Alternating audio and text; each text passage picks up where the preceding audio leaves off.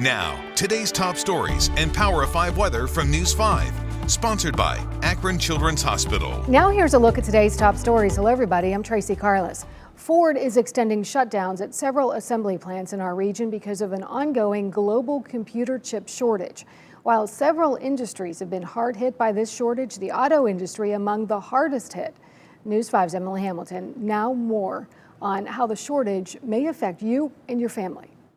A global semiconductor shortage caused by the pandemic has resulted in a major slowdown in production of all electronic goods since the start of 2021. If any piece of the vehicle is unavailable, it has to stop production. But the computer chip shortage has ravaged the auto industry. We obviously have a shortage of new cars at this point.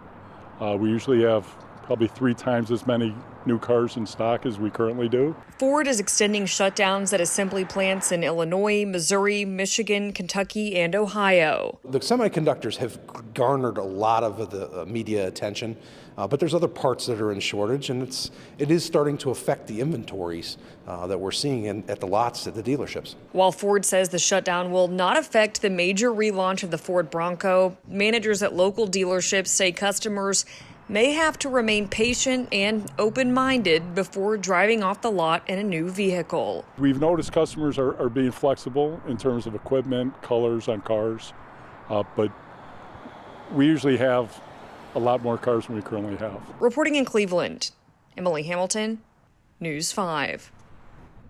Some protesters in Lake County turned out to show their displeasure with the noise from skeet shooting at a nearby country club. A group rallied today at the Kirtland Country Club in Willoughby. They say it is affecting their quality of life and their mental health. The protesters say that the shooting has bothered the community for several years. Now they are pleading with the country club to finally do something. We reached out to the Kirtland Country Club for a comment on today's protest, but we have not yet heard back. Okay, happy Mother's Day to all you moms out there. And Ramisha, it was a soggy one.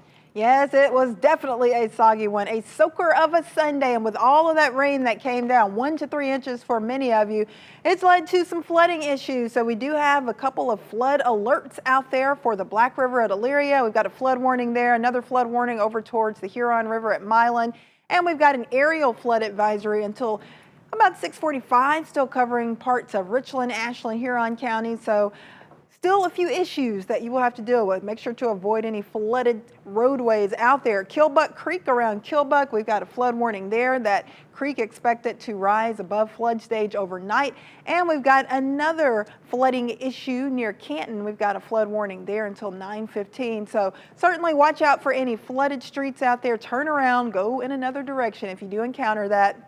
And keep in mind that it will be soggy through at least, I'd say, 9, 10, 11 o'clock, and then we should dry things out. Not only are we dealing with the rain, but we've got a lot of chilly air in place, and because we are expecting those temps to get down to the mid-upper 30s and the wind will settle down, we do have the potential for a little frost for the late night hours. So frost advisory in place for most of you, including Cleveland, Akron, Canton from 2 to 8 a.m. Monday. So a lot to talk about. We were chilly all day. In fact, those temps hanging out in the 30s and 40s. And in between some of those heavier bursts of rain, we actually had a little light snowfall. You can see it on this car. Nice dusting up in Medina for a portion of the morning. Thanks to Doug McClure for that picture.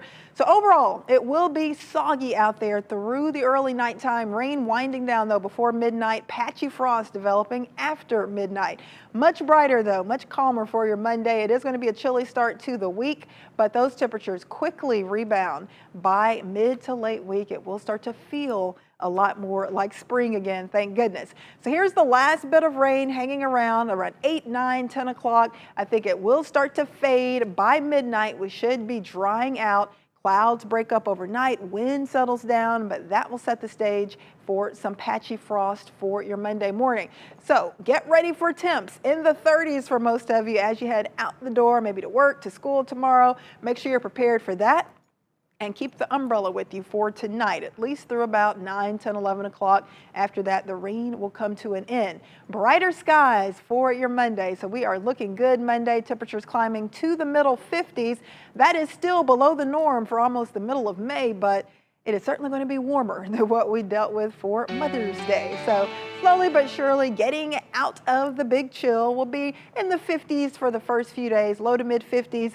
Only a few small chances for rain this week. Few showers on Tuesday, stray shower for Friday, Saturday, but the big story will be the temperature swing from 30s and 40s today to 50s Monday, Tuesday, and Wednesday to temps close to 70 by next weekend.